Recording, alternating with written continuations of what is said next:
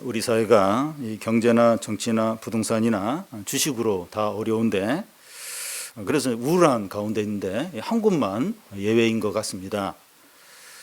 한국 시리즈가 진행되고 있는 야구장입니다.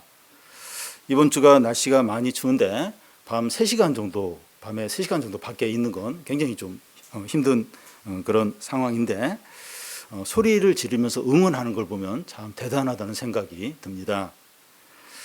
자기가 응원한 팀이 안타나 홈런을 치면 크게 소리 지르고 기뻐하고, 또 자기가 응원하는 팀이 그날 경기에서 승리하면 엄청나게 환호합니다. 우크라이나와 러시아 전쟁이 이제 진행 중이고, 이스라엘과 하마스의 전쟁이 이 비참한 참상들이 계속해서 전해지고 있는데, 유럽의 축구장은 다른 세상입니다. 유럽 축구장에 이제 비가 올 때가 있는데, 이슬비가 아니라 쏟아지는 비가 막 내려도 아무도 그 경기장을 떠난 사람이 없고, 우산도 이제 쓰지 않고 구경을 계속 관전을 합니다. 얼마나 큰 소리로 노래를 부르고 환성을 지르면서 축구 경기를 감당하는지 관람하는지 모릅니다.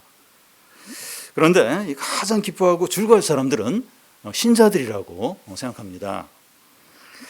다윗은 수많은 시편에서 주위 사람들에게 다 함께 기뻐하자고 하고, 또 모든 백성에게 찬양하자고 외치고, 또 산들과 들과 바다도 여호와를 찬양하라고 그렇게 권합니다.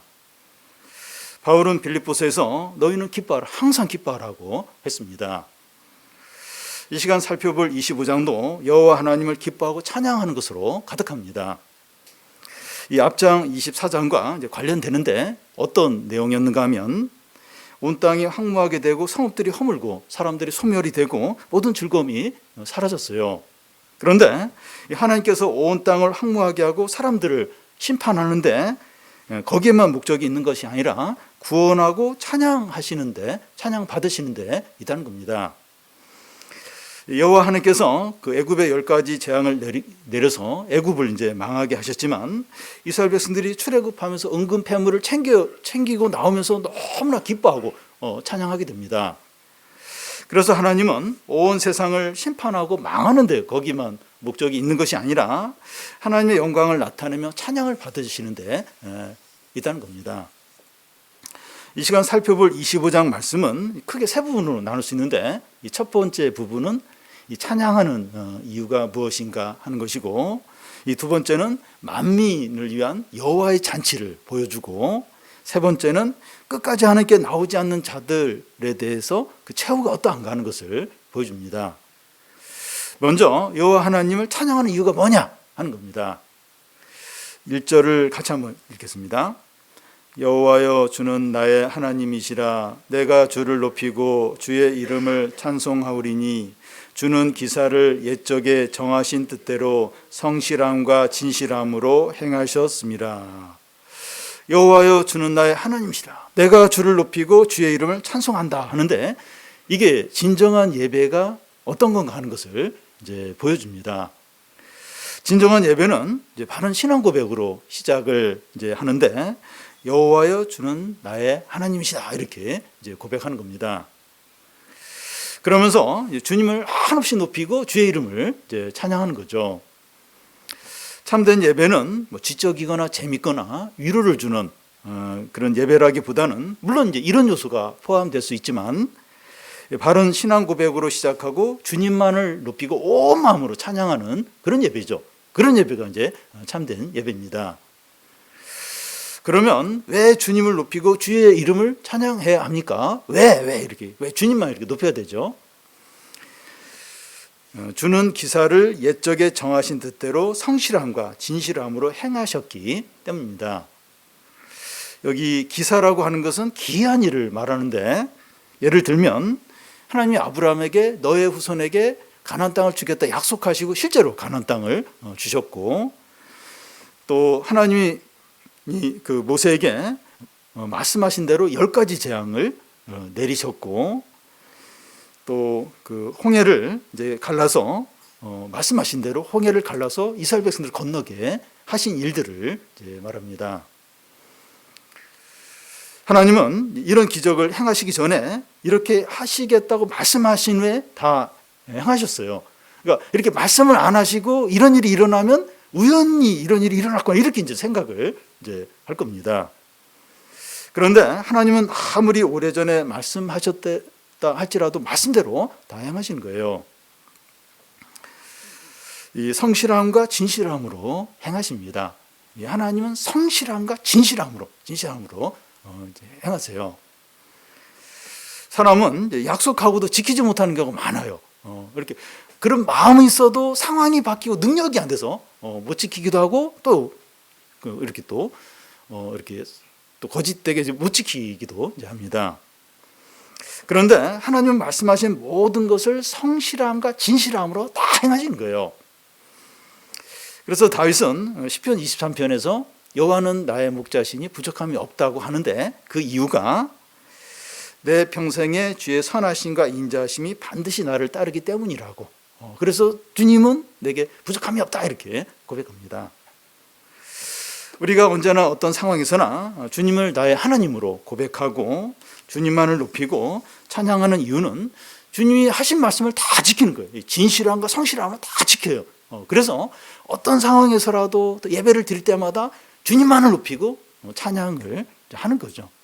사람이 아무리 좋다고 해도 사람은 진실하지 못해요. 사람은 이렇게 말하고도 못 지키는 경우가 많습니다. 근데 하나님은 안 그러신 거예요.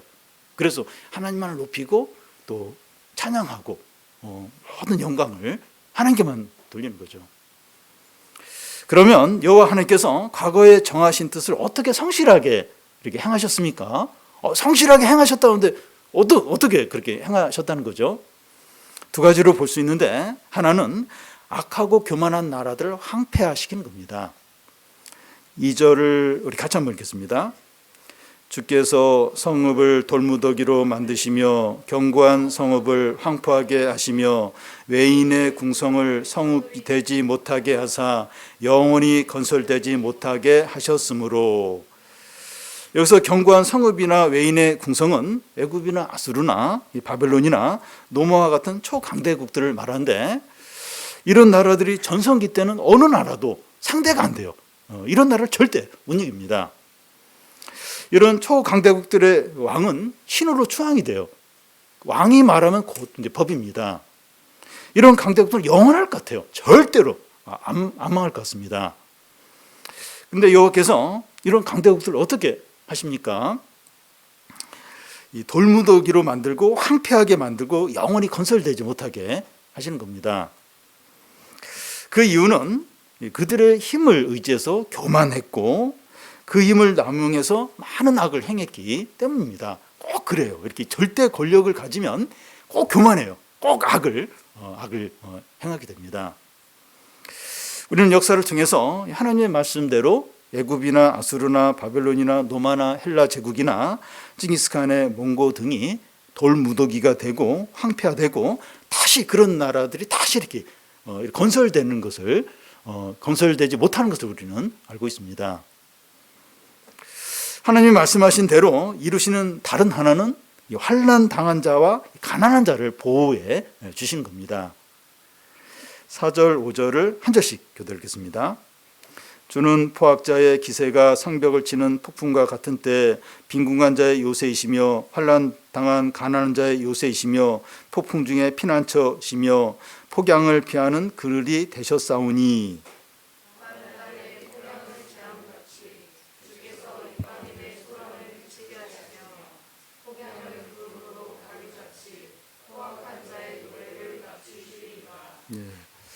이 전쟁이 일어나면 군인들보다도 어린 아이들이나 여자들이 희생을 많이 당합니다.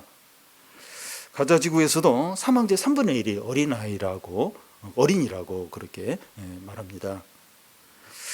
이 포악자의 기세가 폭양과 이 폭풍과 폭양 같이 하는데 여기 그 폭양은 그 떼약볕을 가리킵니다.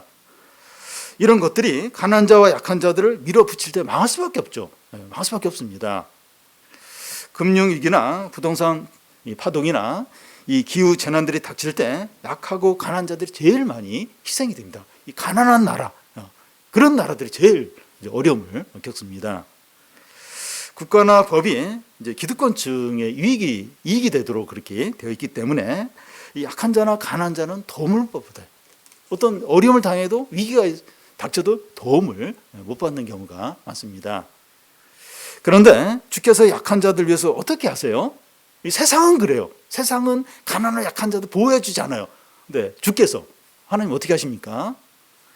강하고 약한 자들의 폭풍과 폭양 같은 기세에 가난한 자들의 그늘과 요새와 피난처가 되어 주십니다. 이것이 어떤 식으로 이제 나타나는가 하면 약하고 강한 세력이 한순간에 몰락을 하는 거예요. 또 그 중심에 선 강한 자가 한순간에 갑자기 죽는다든지, 또 약한 자가 막다른 골목에 몰렸는데 피할 길이 이제 열리는 겁니다. 하나님은 고아와 과부와 이 나그네 이제 보호자라고 하셨는데 실제로 그런 일이 일어나는 거예요. 그런 일이 안 일어날 건데 실제로 그런 어떤 보호가, 또 강한 자가 갑자기 무너지고 이런 일이 일어나는 겁니다. 이스라엘 역사 가운데 이런 경우가 언제 이제 있었는가 하면, 이스라엘이 애굽의 이제 종으로 이제 지낼 때 하나님 10가지 재앙을 내리는데 이스라엘 백성들이 거하는 고센 땅에는 재앙이 내리지 않는 거예요. 그곳에는 재앙이 이제 없는 겁니다. 유다 백성이 이 바벨론에 이제 70년간 포로 생활을 하게 되는데, 포로 생활인데도 이렇게 자유함이 있는 거예요. 그리고 거기서 자식도 낳고 농사도 지으면서 그래도 그렇게 힘들지 않게 이 바벨론에서 70년간 보낸 겁니다. 하나님께서 이 구름 기둥으로 폭염으로부터 백성들을 막아주시고 폭풍으로부터 요새가 되어 주셨던 거죠. 우리가 주님을 나의 하나님이라고 고백하고 그 주님만을 높이고 찬양해야 하는 이유는 주님이 하신 말씀을 성실함과 진실함으로 행하시고 악하고 강한 나라를 황폐시키고 폭풍 같은 악한 세력으로부터 약하고 가난한 자들을 보호하시고 피난처가 되어주시기 때문입니다. 우리가 잊어버려서 그렇지 그런 경우가 너무 많이 있었어요. 우리 개인적인, 우리 가정에도 그런 일이 있었고, 다른 성도들의 삶 가운데서도 그렇게 하나님이 이렇게 말씀대로 이렇게 행하여 주시고, 또 악한 자들을 이렇게 무너지게 하시고, 또 참 가난하고 약한데 하나님 보호해 주시고, 그런 경험들이 너무나 많습니다. 우리 잊어버려서 그렇지 그런 일이 얼마나 많은지 모릅니다. 우리가 이런 하나님을 더욱 즐거워하고 기뻐하고 찬양해야 합니다. 이 스포츠를 좋아하는 사람들은 자기 팀이 이길 때만 즐거워해요. 지금 한국 시리즈 지금 오늘도 하고 있는데, 그러니까 자기가 응원한 팀이 이기면 좋아요. 근데 지면 또 굉장히 힘들고, 그러니까 이길 때만 이제 기뻐하고 즐거워하게 되죠. 그런데 우리 성도들은 언제나 즐거워하고 기뻐할 수 있습니다. 그래서 우리도 뭐 스포츠 좋아하고 어느 팀을 응원할 수 있는데 너무 거기에 막 이렇게 그래서 내가 응원하는 팀이 지면 그날은 기분이 영 안 좋아, 우울하고. 왜냐하면 내가 응원하니까. 그러니까 적당하게 이렇게 적당하게. 왜냐하면 이게 항상 기쁠 수가 없어요. 잘할 때는 기쁜데 못할 때는 기쁨이 없고. 그러니까 근데 주님을 바라보고 의지하는 사람은 항상 기뻐하고 항상 즐거워할 수 있어요. 왜냐하면 주님은 진과 같은 때도 역전하면서 이기시고 또 궁극적으로 최종적으로 승리하시기 때문이죠. 그래서 주님께 모든 걸, 뭐 다른 걸 좋아하고 다른 걸 응원하고 그럴 수는 있어요. 근데 너무 그렇게 하죠. 너무 그렇게. 그래서 막 그러니까 진짜 이렇게 믿음이 그러니까 일반 믿지 않는 사람들은, 특히 이제 유럽 같은 경우는 그 자기가 응원하는 그런 그 프로팀, 그러니까 그 할아버지도 그 팀을 응원하고 아버지도 응원하고 이제 계속 대로 이렇게 계속 내려오면서 그 팀을 응원하는 거예요. 그래서 막 그 전날이 되면 이렇게 막 굉장히 흥분해서 잠이 안 온다. 그래서 안 올 정도로 너무 막 기대를 한대요. 그래서 막 거기에 따라서 막 모든 게 좌우되는데, 그렇지 않으면 그렇게 하면 안 돼요. 주님과 주님 하신 일과 하나님 나라에 대해서 이제 기뻐하고 거기 소망을 두고 이제 그렇게 해야 되죠. 그러면 항상 기뻐하고 그 고난 가운데서도 기대를 가지고, 그리고 아무리 어려워도 이 궁극적인 승리 그걸 기대하면서 소망을 갖고 기뻐하고 감사하게 되죠. 다음은 이 만민을 위한 여호와의 잔치입니다. 이 잔치가 어디서 일어나는가 하면 6절과 7절에 한 절씩 한 번씩 이제 이사네라고 나옵니다. 이산이 어디인가 하면 그 24장 그 23절 중간을 보면 여호와께서 시온산과 예루살렘에서 왕이 된다고 하는데 시온산을 가리킵니다. 여호와 하나님께서 시온산에서 왕이 되시면서 왕으로 등극하시면서 큰 잔치를 이제 벌이시는 거예요. 그러면 누가 이 잔치에 초청이, 누가 이 잔치에 초대가 되는가 하는 건데 6절 앞에 보면 만군의 여호와께서 이 산에서 만민을 위하여라고 하고 또 7절 앞에 보면 또 이 산에서 모든 민족의 얼굴을 하는데 모든 민족과 모든 사람들이 이 잔치의 초청 대상입니다.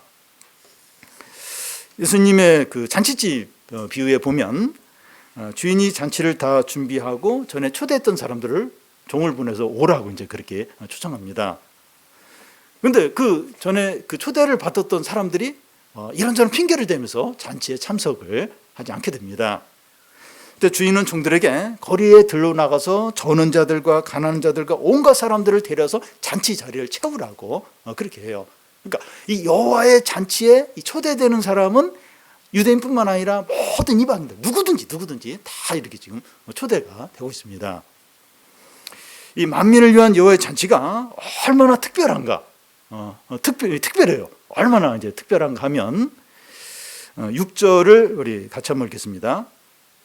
만군의 여호와께서 이 산에서 만민을 위하여 기름진 것과 오래 저장하였던 포도주로 연회를 베푸시리니 곧 골수가 가득한 기름진 것과 오래 저장하였던 맑은 포도주로 하실 것이며. 여호와의 잔치에 음식이 이제 소개되는데 여기 기름진 것이 나옵니다. 보통 우리는 기름진 거 이렇게 먹으면 안 되는 걸로 알고 있는데 이 구약 성경에서 기름진 것은 하나님을 위해서만 드리는 가장 어떤 귀한 것에 해당이 됩니다. 최고의 음식이 이제 준비됩니다. 오래 저장하였던 포도주가 나오는데 이 포도주는 오래된 것일수록 맛이 좋고 귀한 거죠. 최상의 포도주는 가나안 혼인잔치에서 예수님이 물로 변화시킨 포도주입니다. 연회장이 이 포도주를 맛보고 신랑을 불러요. 그래서 어떻게 이런 최고의 포도주를 내놓냐고 해서 칭찬을 아끼지 않습니다. 그러니까 이 최고로 최상에 좋은 포도주가 이제 준비가 되는 겁니다. 여기서 이거 술을 마셔도 되나 이런 차원이 아니라 지금 최고로 좋은 어떤 그런 음식이 준비된다는 걸 지금 이야기하는 거죠. 이 골수가 가득한 기름진 것이 나오는데 가장 귀하고 좋은 음식을 말합니다. 이 잔치의 수준과 풍성함은 결국 어떤 음식이 나왔느냐 하는 것으로 이제 판가름 나죠. 여호와의 잔치의 음식들이 최고고 최상의 음식으로 가득한 겁니다. 물론 이제 이것을 이제 물질보다는 영적으로 이제 봐야 하는데요. 시편에서는 너희는 여호와의 선하심과 인자하심을 맛보았지니라 이렇게 반복해서 나오고 베드로전서 1장 8절에서는 말로 형용할 수 없는 영광의 기쁨을 이제 말합니다. 고급 뷔페에서 이 맛있는 걸 이렇게 먹었을 경우에는 시간이 지나고도 자꾸 그때를 기억하면서 이렇게 기분이 이제 좋아지게 됩니다. 영적으로 그럴 수 있어요. 영적으로도 그럴 수 있어요. 수련회나 캠프나 사경회나 성경학교나 예배나 모임이나 성도의 교제가 이제 너무 영광스럽고 은혜스럽고 좋았을 때 시간이 지나고도 그 기억을 하는 거예요. 너무 이제 맛있는 걸 먹은 게 아니고 그냥 이렇게 영적으로 은혜를 받는데 그때를 못 잊는 거예요. 너무나 좋은 그런 기억을 가지고 이렇게 감사해야 하고 좋아하게 되죠. 그 이유는 그곳에 하나님의 은혜와 영광과 기쁨과 평안이 가득했기 때문입니다.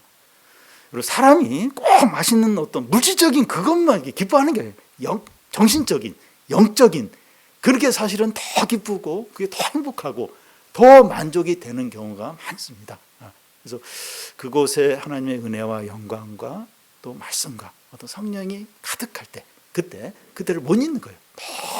너무나 이제 행복해하고 이제 좋아하게 되죠. 예배나 성도들의 모임이 여호와 하나님의 잔치입니다. 잔치.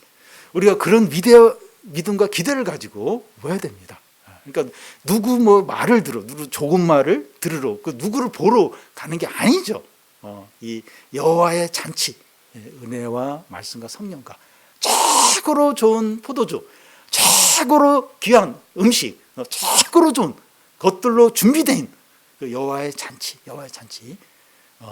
거기에 우리가 가는 거죠.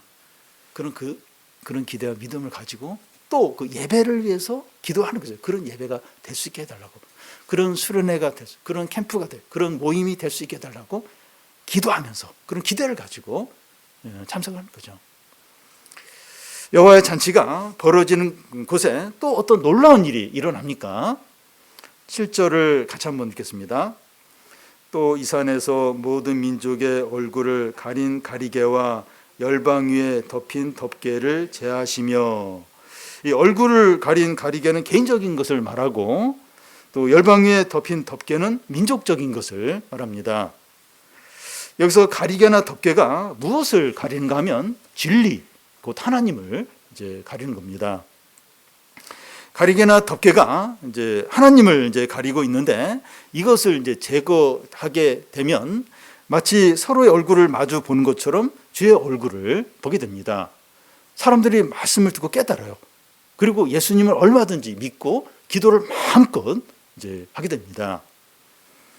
더 이상 어둠과 미신과 무지 가운데 살지 않고 이제는 빛 가운데 사는 거예요. 그러니까 사람이 이렇게 하나님과 진리에 대해서 가려져 있으면 그렇게 미신, 두려움들, 무지 가운데 살게 돼요.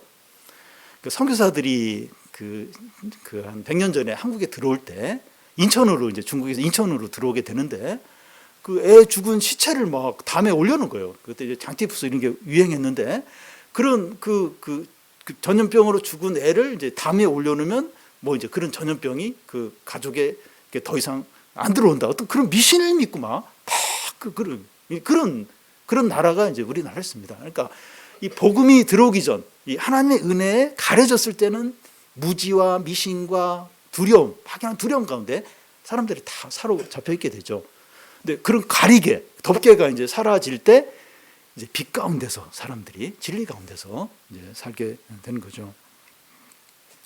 예수님 십자가에 위해서 죽으셨을 때 성소와 지성소를 막고 있던 휘장이 위에서 아래로 찢어지면서 예수 이름으로 누구든지 얼마든지 하나님께 나아갈 수 있게 된 거죠. 오순절에 믿는 자들에게 성령이 부어지면서 진리를 깨닫게 하시고 인도하시고 성령의 능력으로 살게 하시는 겁니다. 여호와의 잔치에 참석한 모든 사람에게 이런 놀라운 일이 일어나요.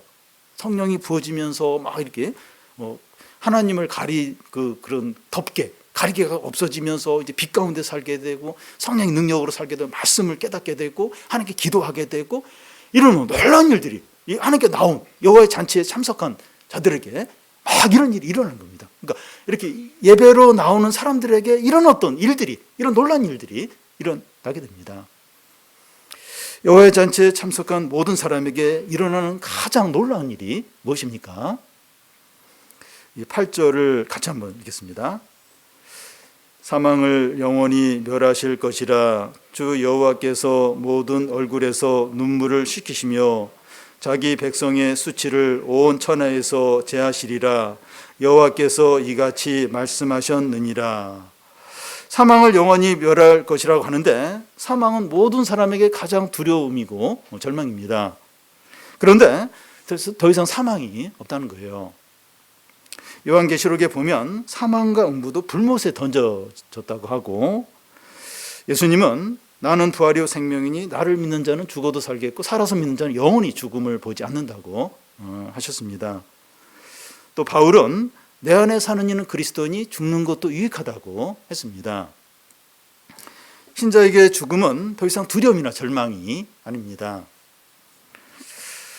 그리고 주 예수께서 모든 얼굴에서 눈물을 이제 씻기신다고 하는데, 요한계시록 21장 4절에 보면 모든 눈물을 그 눈에서 닦아주시니 다시는 사망이 없고 애통하는 것이나 곡하는 것이나 아픈 것이 다시 있지 아니하리니 처음 것들이 다 지나갔음이라고 합니다. 주님이 우리의 얼굴에 있는 모든 눈물을 닦아주신다고 하는 것은 우리의 모든 슬픔과 고통과 아픔에 대해서 공감하고 동정하신다는 겁니다. 한번 생각을 해보십시오. 이렇게 눈물을 닦아줘요. 주님이 우리의 눈물을 다 닦아준다는 겁니다. 우리는 너무 힘들고 속상하고 마음이 상해서 눈에서 눈물이 흐를 때도 있고 속으로 눈물을 흘릴 때가 있습니다. 무엇보다도 주님 때문에 참아야 돼요. 인내해야 되고 눈물을 흘릴 때가 있습니다.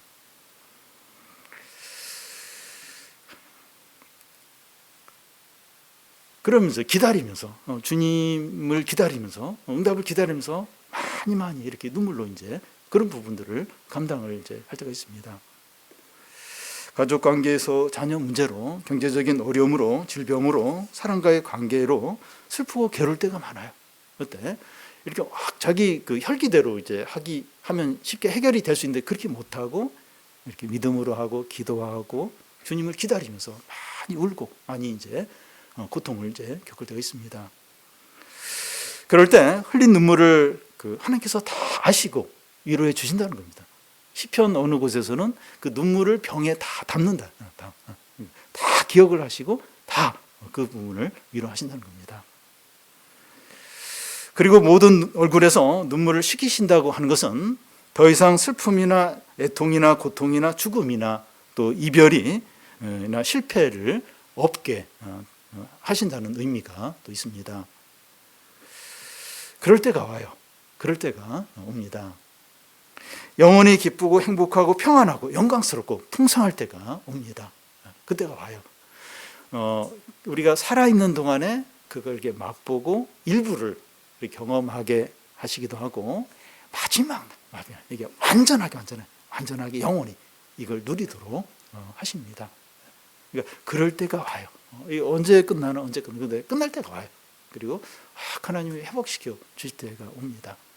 근데 불완전하고 또 이제 어떤 어려움이 오고 그러는데 마지막 때 완전하게 영원하게 모든 슬픔을 제하시고 모든 눈물을 더 이상 흘리지 않게 하시고 진짜 평안하고 기쁘고 감사하고 그럴 때가 옵니다. 그래서 우리가 좀 이 세상에 살면서는 주님 때문에 많이 울어야 됩니다. 많이 울고 좀 참아야 되고 그리고 기다려야 되고 그래서 근데 이렇게 그렇게 기다리고 울어야 되는데 그냥 안 웃고 그냥 웃고 그냥 피하고 이러면 주님이 닦아줄 눈물이 없어요. 참 이렇게 주님 앞에 갔을 때 참 굉장히 서로 어색하고 이렇게 주님 위로를 해줘도 위로할 게 없는 거예요. 왜냐하면 스스로 다 만족을 하고 다 피하고 스스로 해결을 했기 때문에 주님이 위로해 줄 게 없는 겁니다. 그래서 우리가 신앙생활하면서 많이 탄식하고 그리고 괴로워하고 속으로 눈물 흘리고 그리고 하고 싶으면 못하는 거예요. 못하고 그냥 참 그게 다 속으로 이제 그런 부분들을 눈물로 이제 삼키는 건데 그렇게 갔을 때 그러니까 사실 크리스천들이 또 목회자들이 정신 우울증이나 이렇게 아는 사람 많아요. 이렇게 할 말을 못하고 속으로 이제 이렇게 하고 하나님께 기도하고 그러면서 이제 정신적인 어떤 그런 걸 앓게 되는 겁니다. 이제 그런 사람들 하나님께 갔을 때 그 상처들, 마음의 고통들, 눈물들 다 닦아주시고 안아주시고 그런 어떤 회복이 있는 거예요. 근데 꼭 마지막 그 주님께 갔을 때만이 아니라 이 땅에 살면서도 하나님이 그런 위로를 주세요. 맛을 보게 하시고 또 일부 이렇게 회복시켜 주시고 근데 이게 좀 불안정하고 마지막 때 그때 이제 다 완전하게 영원하게 위로해 주시고 또 기쁨을 주시고 영광을 주시고 큰 상을 주시고 이럴 때가 온다는 겁니다. 이걸 이렇게 좀 소망을 해야 돼요. 이걸 또 기대를 해야 됩니다. 그리고 자기 백성의 수치를 온천에서 이제 제하신다고 하는데 하나님은 이 자기 백성의 허물을 돌을 강에 던지듯이 던진다고 하시고 또 도말하신다고 하고 다시는 기억하지 않는다고 하십니다. 그리스도의 피로 용서받지 못할 죄가 없습니다. 어제 또 몇 시간 전에 혹시 죄를 졌다 할지라도 그냥 바로 고백하는 겁니다. 탕자가 아버지에게 돌아왔을 때 그의 모든 죄를 용서했을 뿐만 아니라 잔치를 벌리고 아들의 존귀함을 다 회복을 시켜주셨습니다. 우리가 하나님께 나와 자기 죄를 인정하고 회개하기만 하면 다 이렇게 완전히 도말하고 돌을 강에 던지듯이 던져 버리십니다. 그 수치를, 부끄러움을 다 완전히 제하여 주십니다.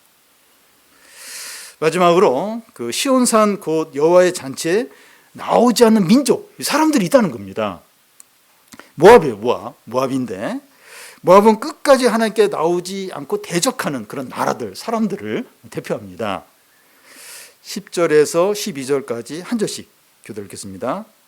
여호와의 손이 이 산에 나타나시리니 모압이 거름물 속에 촉에 밟힘같이 자기 처소에서 밟힐 것인즉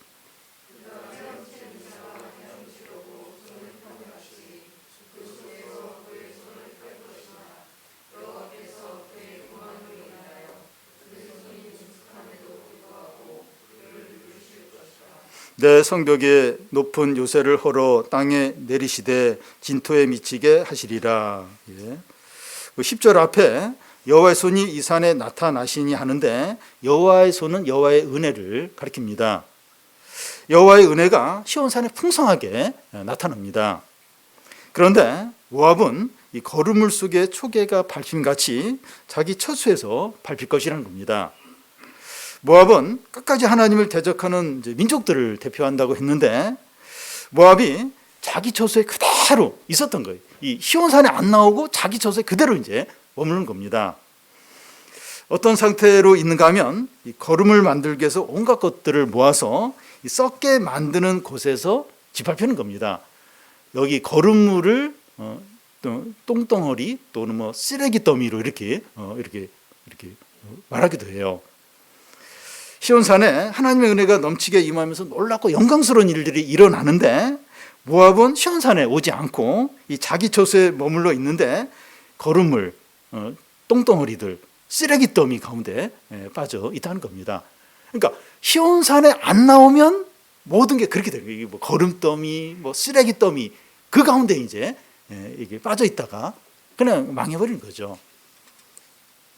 그런데 모압이 이제 거름물 속에서 이제 헤엄을 치면서 그의 손의 능숙함으로 이 빠져나오려고 한다는 거예요. 이 거름물 속이 이제 세상이라면 그 손의 능숙함은 처세술을 이제로 볼 수 있어요. 모압은 자신의 처세술로 모든 위기와 어려움을 극복하고 스스로 구원을 하려고 이제 하는 겁니다. 그런데 그 11절 끝에 보면 그를 누르실 것이다. 그를 누르실 것이다. 이렇게 해요.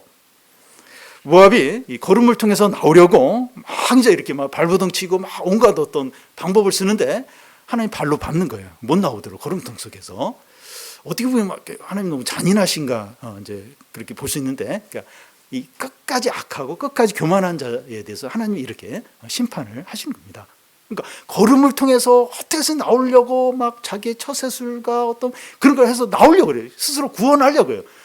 근데 그 밖에서 이렇게 발로 밟는다 못 나오게, 걸음 통해서 못 나오게. 하나님께서 그의 처세술, 어떤 자신의 어떤 잔깨 이게 통하지 않도록 어떻게 해서든지 망하도록 그 심판을 이제 하신다는 거죠. 모압은 처세술뿐만 아니라 또 성벽이 높은 요새를 이제 갖고 있기 때문에 교만했어요. 그러니까 그런 어떤 의지할 만한 자기를 보호할 만한 그런 게 또 있는 거예요. 그런데 하나님께서 그 요새를 헐어서 진토가 되게 하시겠다는 겁니다. 예수를 믿고 복음을 받아들이고 하나님께 나오는 것이 구원을 받을 수 유일한 길이에요. 유일한 길인데 요한복음 3장에 또 보면 그 예수님을 그 믿음을 아들을 통해서 이제 멸망하지 않고 영생을 얻으리라. 근데 그 아들을 믿지 않으면 벌써 이제 심판에 이르렀다고 그렇게 말하는데, 그러니까 구원을 받을 수 있는 유일한 길이 시온산에 오는 거예요. 예수님을 믿는 건데 그걸 끝까지 이제 거부를 하는 모압처럼 자기의 처세술을 의지하고 견고한 어떤 성벽을 그런 요새를 이제 의지하는 자는 수치를 당하고 철저하게 망하게 된다는 겁니다. 거름더미 속에서 똥덩어리들, 똥무리들 가운데서 쓰레기더미에서 계속 빠져서 있으면서 거기서 이렇게 나름대로 막 처세술을 부려서 나오려고 하는데 하나님 못 나오게 하는, 못 나오게 거기에서 철저하게 망하도록, 비참하게 끝나도록 그렇게 한다는 겁니다. 그래서 시온산에 안 오면 예수님 안 믿어도 뭐 나름대로 이제 뭐 이렇게 살 수 있겠지. 그게 아니라는 거예요. 거름더미 안에서 철저하게 못 나오고 뭐 온갖 방법을 쓰고 막 그래도 못 나오게 거기서 그냥 망하도록, 비참하게 망하도록 그렇게 될 수밖에 없다는 겁니다. 이 시간 말씀을 살펴보면서 현실적으로 우리에게 가장 필요한 건 무엇입니까? 이건 어떻게 보면 종말적인 넓은 멀리 보면서 이제 하나님이 이렇게 하실 거다 이렇게 말씀하는데 현실 가운데서 우리에게 필요한 게 제일 필요한 게 뭡니까? 하나님을 기다리는 겁니다. 9절을 우리 같이 한번 보겠습니다. 그날에 말하기를 이는 우리의 하나님이시라 우리가 그를 기다렸으니 그가 우리를 구원하시리로다. 이는 여호와시라 우리가 그를 기다렸으니 우리는 그의 구원을 기뻐하며 즐거워하리라 할 것이며 우리가 그를 기다렸으니 그가 우리를 구원하고 우리가 그를 기다렸으니 그의 구원을 기뻐하고 즐거워하게 된다는 겁니다. 이 기다린다, 하나님 기다린다 말이 여러 번 이제 반복이 되고 있는데요. 우리가 하나님을 기다리지 않으면 하나님의 구원도 경험하지 못하고 하나님을 기뻐하고 즐거워할 수도 없다는 겁니다. 하나님이 보이지 않으니까 기다려야 돼요. 그러니까 보이면 기다릴 필요가 없죠. 바로 오니까. 근데 하나님이 안 보여요. 그러니까 기다려야 되고 기도를 해도 자판기처럼 결과물들이 바로 나오지 않으니까 인내를 해야 됩니다. 자판기는 바로 나오는데 기도는 그렇게 자판기처럼 그렇게 응답이 안 되니까 인내해야 합니다. 문제는 뭔가 하면 기다리고 인내를 할 때 배신당하는 거 아닌가? 망하는 거 아닌가? 나만 손해보는 거 아닌가? 하는 거죠.